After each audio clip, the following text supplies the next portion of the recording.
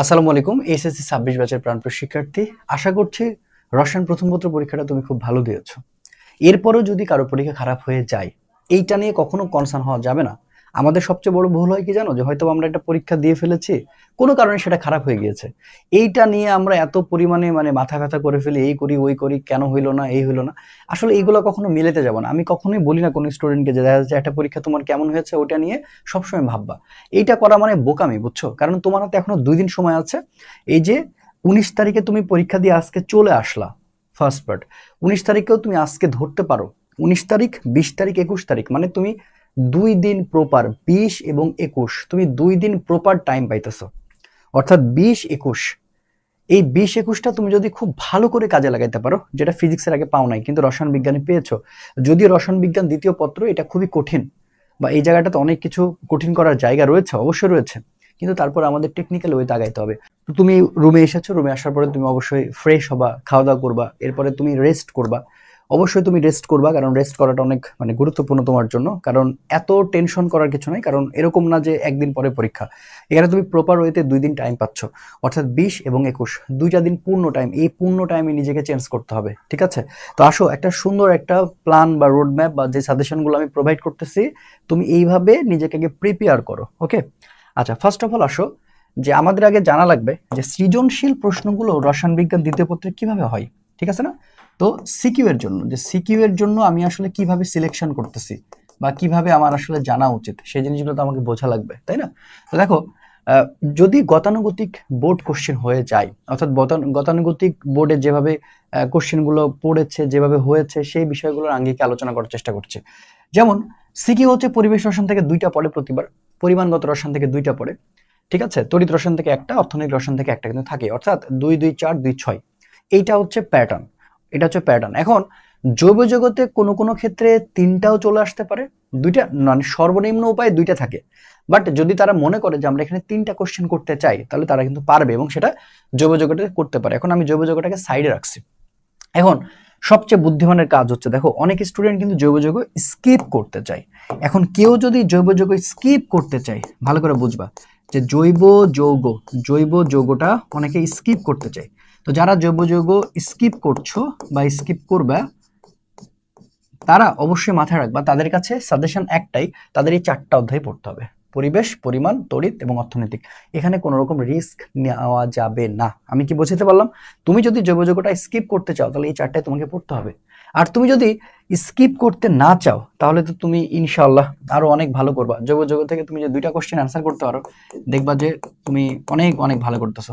সেখানে দেখো তোমার জন্য কয়টা অধ্যায় হয়ে যাচ্ছে, জৈব যৌগ হচ্ছে পরিবেশ রসায়ন হয়ে যাচ্ছে, এবং তুমি চাইলে পরিমাণ রসায়ন, অর্থাৎ জৈব যৌগ, পরিবেশ এবং পরিমাণ, এটা চুজ করতে পারো। অথবা তুমি জৈব যৌগ, পরিবেশ, তড়িৎ রসায়ন, অনেকে তড়িৎ রসায়ন থেকে একটা আসে, এটা একটাই পারা যায়, কারণ এখানে একটু ম্যাথের ব্যাপার স্যাপার আছে, খুবই সহজ, বুঝতে পারছো? তাহলে জৈব যৌগ, পরিবেশ রসায়ন, তড়িৎ রসায়ন সবচেয়ে বুদ্ধিমানের কাজ। যদি কেউ মনে করে যে কম প্রিপারেশন নিয়ে ভালো কিছু করতে চায়, তাহলে এই 3টা নিয়ে সে কিন্তু সন্তুষ্ট থাকতে পারে। কিন্তু কেউ যদি জৈব যৌগ স্কিপ করতে চায়, তাহলে অবশ্যই তাকে মাথায় রাখতে হবে, তাকে 1 2 3 4 এই 4টা অধ্যায় পড়ে যেতে হবে, এখানে কোনো সুযোগ নাই।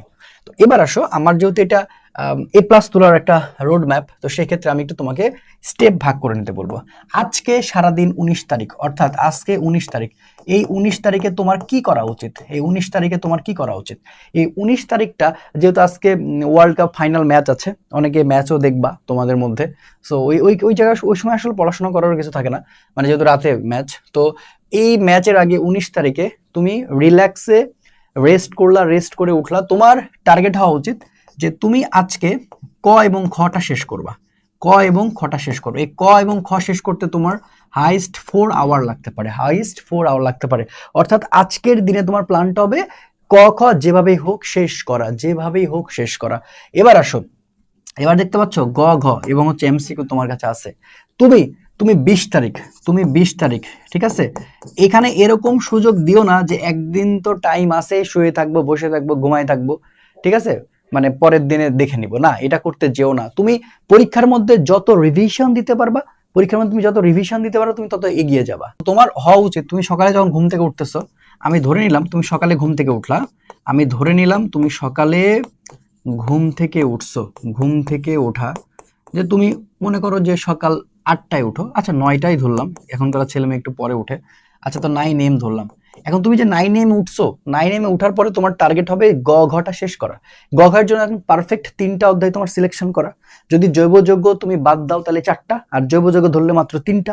এই 3টা অধ্যায়ের তুমি এক দুপুরের মধ্যে তোমার সিকিউ গ ঘটা শেষ করা। এটা করতে হবে তোমাকে, সিকিউ গ ঘটা শেষ করা। তাহলে আগে সিকিউ পড়বা, সিকিউ গ ঘটা পড়ে নিবা। তাহলে এখানে সিকিউ গ এবং ঘটা পড়ে নিবা, আশা করি তুমি শেষ করতে পারবে। এটার জন্য তোমার লাগতে পারে হাইস্ট 5 আওয়ার। 5 আওয়ার, তা 9টা 10টা 11 12 1 2, ওই যে দুপুর 2টার মধ্যে আসলে হয়ে যাওয়ার কথা। এরপরে তুমি এমসিকিউটা বিকালবেলা ধরবা, রিল্যাক্সে বিকালে ধরবা, তোমাকে শেষ করতে হবে। বিকাল থেকে স্টার্ট করলা, বিকাল থেকে স্টার্ট করার পরে রাত পর্যন্ত যতক্ষণ সময় লাগে তোমার এমসিকিউটা শেষ করা। এমসিকিউটা শেষ করা, দেখো তুমি অনেকটাই চাপ মুক্ত হয়ে গেলা। অর্থাৎ 19 তারিখ পর্যন্ত তুমি যদি এই রোড ম্যাপে তুমি যদি শেষ করতে পারো, ইনশাআল্লাহ ইনশাআল্লাহ আর কোনো সমস্যাই থাকে না।